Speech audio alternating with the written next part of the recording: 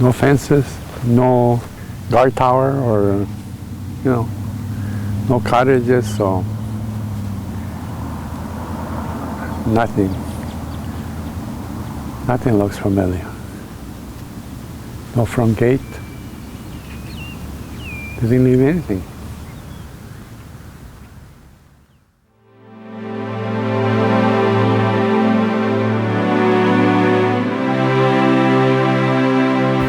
It's not like we wanted to come here. We didn't want to come here. We were forced to come here.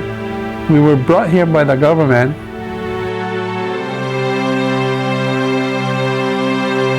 Probably 90 to 95% of Americans do not even know this happened, do not even know that the United States went hostage shopping in Latin America and took Latin American citizens.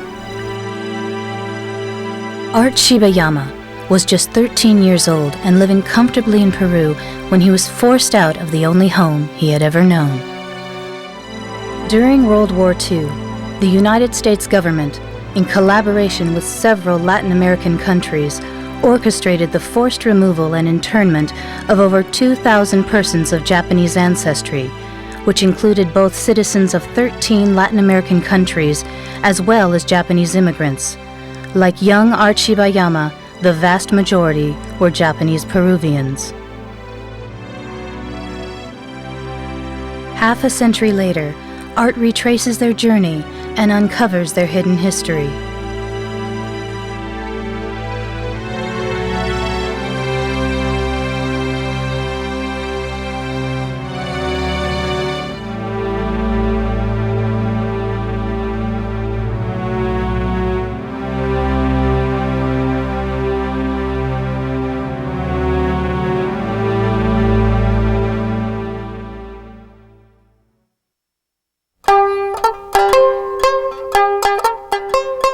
The first Japanese migrants to reach Peru arrived aboard the Maru in 1899 as contract laborers hired to work mainly in agriculture. However, these early years were marked by a rapid move from the plantations to the cities. Hacia los años 20, 30, cuando la mayoría de inmigrantes que trabajó en las haciendas y luego de ahorrado un pequeño capital, logran ir hacia las principales ciudades de la costa peruana, se instalan como comerciantes o tenedores de pequeños negocios, ¿no? En el área de servicios, comercio, etc. My grandparents had a department store where they sold clothing and jewelry and things like that. Like Art's grandparents, more and more first-generation immigrants, or Issei, began to find success in a variety of commercial ventures. As these early pioneers quickly became settlers, they set about to establish roots and raise families in their new homeland. It was an idyllic living situation for any child at that time. I mean, two parents, a loving home, comfortable home, and a father who spent a lot of time with his kids. We used to visit all the plantation on a weekend, Go one weekend we'll go here, another weekend we'll go over here. On a weekend my father will drive. He even took me to the horse racing, Lima, and I was little, and he'll take me, he'll go on a weekend. Summer vacation, I used to go down to Callao where my grandparents lived and stay the whole summer there because I was near the beach. My grandparents used to go swimming before they opened the store, so they would go 6 o'clock in the morning and I'd tag along with them and then come home and they had to open the store and I'd stick around till around maybe lunchtime, and then I go back to the beach again to meet my friends. And I stay there until maybe 5, 6 o'clock and then come home.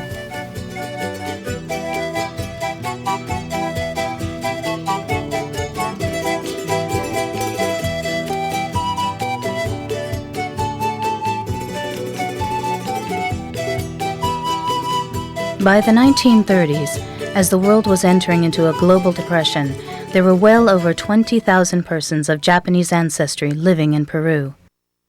Unfortunately, troubling times were just around the corner.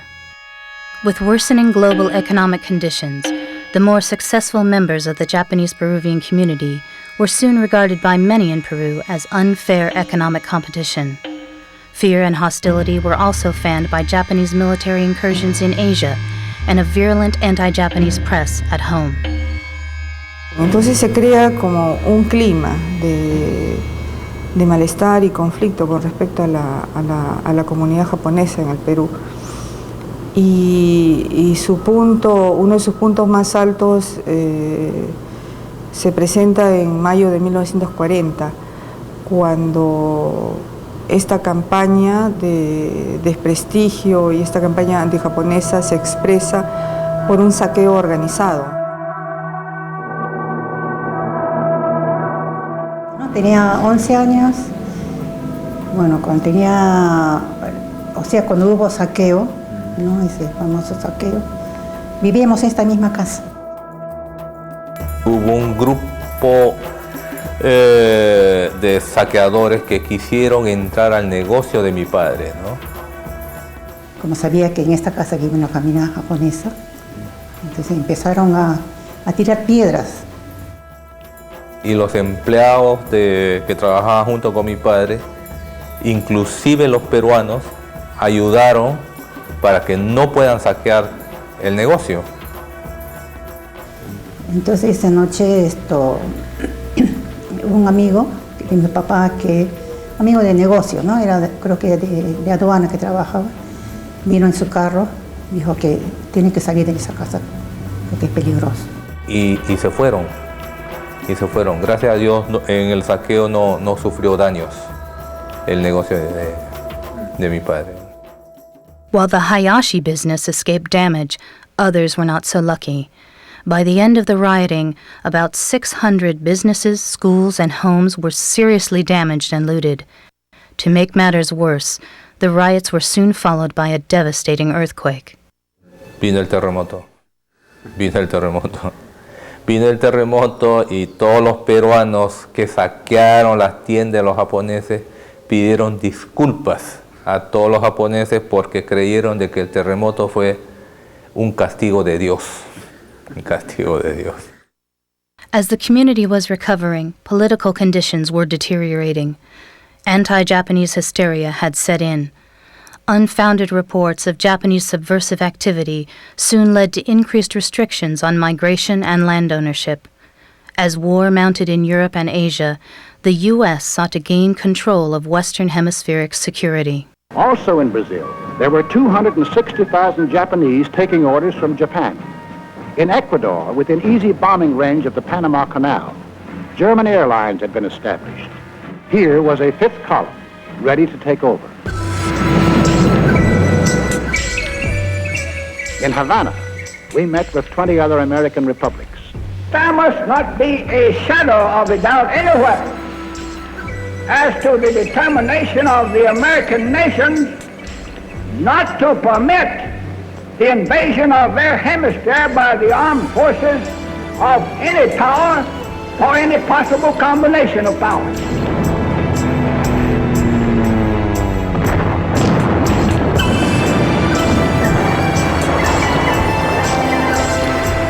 I remember on December 7th, 1941, my father went to play tennis, and he came right back and told us, hey, war started. And then he said, well, I guess we're going to have a tough time because I know Peru is going to go with the United States. I remember that. Shortly after the Japanese military attack on Pearl Harbor, community leaders were scapegoated and rounded up for detention throughout the Americas. In Peru, a blacklist had been generated. While not based on any real or credible evidence of Japanese subversive activity, the blacklist targeted businessmen, community leaders, and educators. In collaboration with Peruvian officials, the U.S. used the blacklist as the basis for rounding up hostages. These hostages were then to be traded for Americans held by Japan. In addition to a convenient means of expelling the economic competition, Peru had much to gain in its relationship with the United States. El gobierno de la época obtuvo cierta ventaja con respecto a préstamos, por ejemplo, de parte del gobierno norteamericano. The United States lends Peru $25 million and signs a reciprocal trade agreement. Peru will receive American arms under a lend-lease agreement. With Peru's full cooperation, the kidnappings began. Every time a U.S. transport came into the Port of Callao, words got around and people, the head of families, went into hiding, my father included. When the police came to our house several times looking for him, and the last time, again, not finding him, they took my mother and put her in jail. My sister, who was 11 at the time, went with her because she didn't want our mother to go by herself. And as soon as my father found out about it, he came out. He gave himself up. Aboard U.S. Army transports, they were taken. For weeks, Art was stuck below deck, shipped off with his family to an unknown destination and an uncertain future.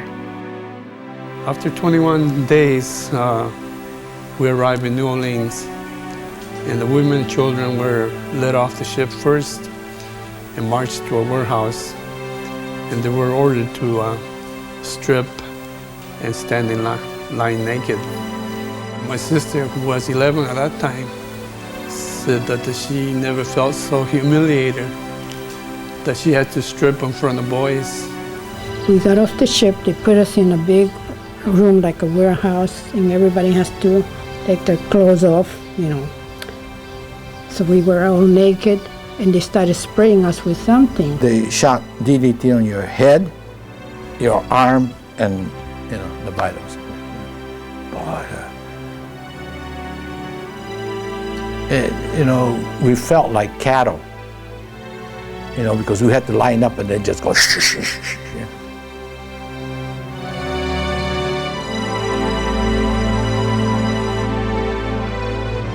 It took us 2 days, 2 nights from New Orleans to Crystal City, and during that time we had to keep the shades down. Most of the Japanese Latin Americans were interned in a Department of Justice camp at Crystal City, Texas. A 10-foot fence, guard towers, and floodlights surrounded this camp. The camp also held persons of Italian and German ancestry from the United States and Latin America, as well as Japanese Americans. Barracks, like army barracks, you know, plain. Though they had lost both their freedom and their homes, most chose to hide their fears of an uncertain future from their children. During the internment, over 800 Japanese Latin Americans were included in 2 prisoner exchanges, which set sail from New York. ニューヨークへ着いて、私は一番先殺されました。看護婦さん2人で、両手かけられて、おろり。でね、船の中でお産した人が3人だからいたんですよね。だからその人たちは担架で。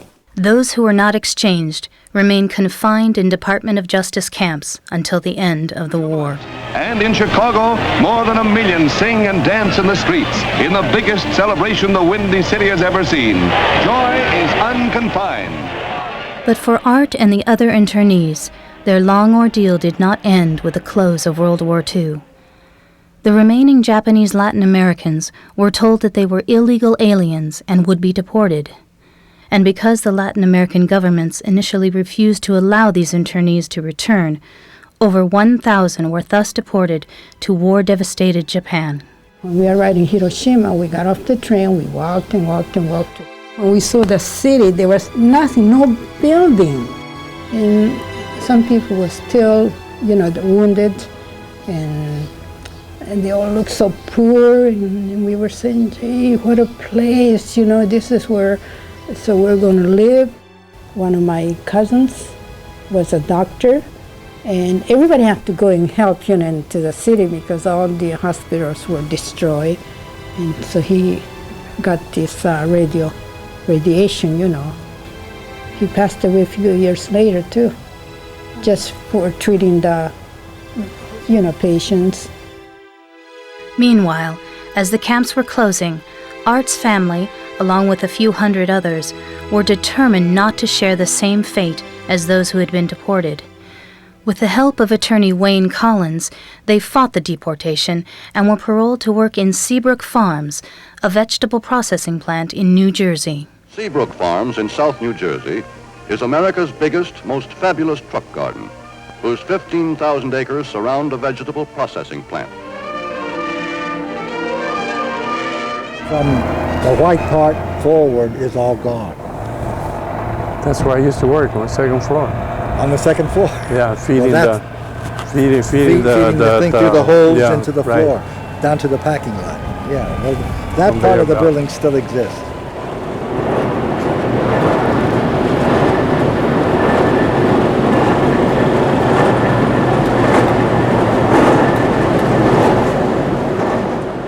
Boy, we worked like hell.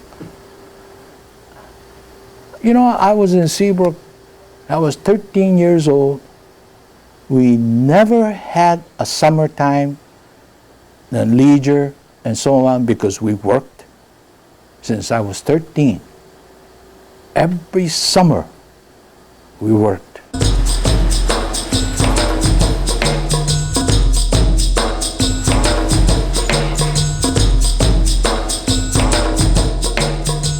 We wake up at 5 o'clock in the morning, and truck will come and pick us up at 6 and in front of the cafeteria in Seabrook and take us to the green beans field.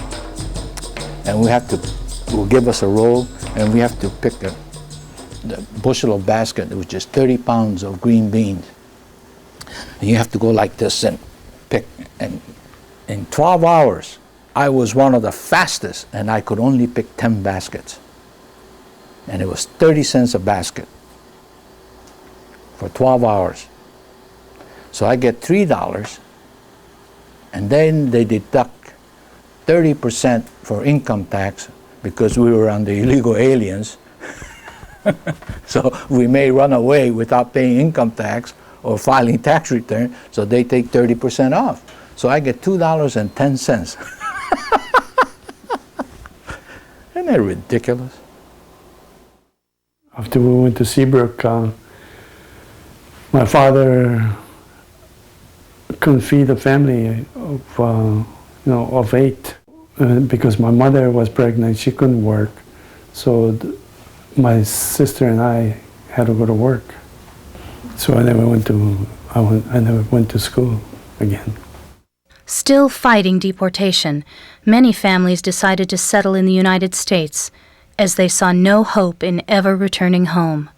For Art's family, this meant resettling in Chicago. I guess that's around the place where we used to live when we moved from Seabrook.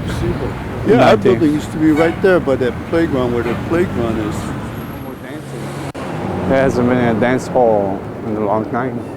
Like many of his fellow Peruvians, Art set out to create a new life in Chicago, where his family began applying to become legal residents. But fate again intervened in 1952, as Art was drafted to serve in the U.S. Armed Forces, despite the fact that he was still classified as an illegal alien. Though he served his duty in Europe during the Korean War, Art would not be granted permanent residency until 1956. When I come back from the Army, you guys were living here. After returning from service, Art soon married a young woman named Betty. Together, they started a family of their own. After working for several years as an auto mechanic in Chicago, Art brought his family out to California and started his own service station in San Jose, where he eventually retired. And though World War II had long since ended, For Art and the former internees, their long struggle would not fade with retirement. The legislation that I am about to sign provides for a restitution payment to each of the 60,000 survivors, surviving Japanese Americans, of the 120,000 who were relocated or detained.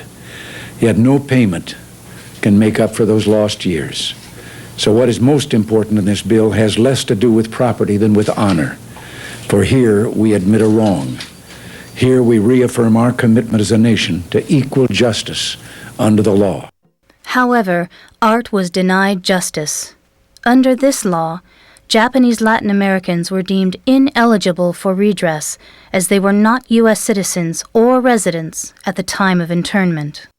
But now, you know, it's not like we wanted to come here. We didn't want to come here. We were forced to come here. We were brought here by the government. So how can that be illegal? That don't make sense. In an effort to call attention to their hidden history and to support efforts for redress, the Campaign for Justice was formed. The Campaign for Justice started in 1996, and it was founded by individuals and organizations who wanted to seek redress for Japanese Latin Americans. It was founded during the time of the Mochizuki lawsuit when that was filed, which sought to get redress for Japanese Latin Americans who were denied under the Civil Liberties Act. In response to public pressure, the Department of Justice offered a settlement of only $5,000 each, just 1/4 of the $20,000 redress provided to the Japanese Americans. I wanted to get the equal justice. I wanted to regain the dignity for my parents.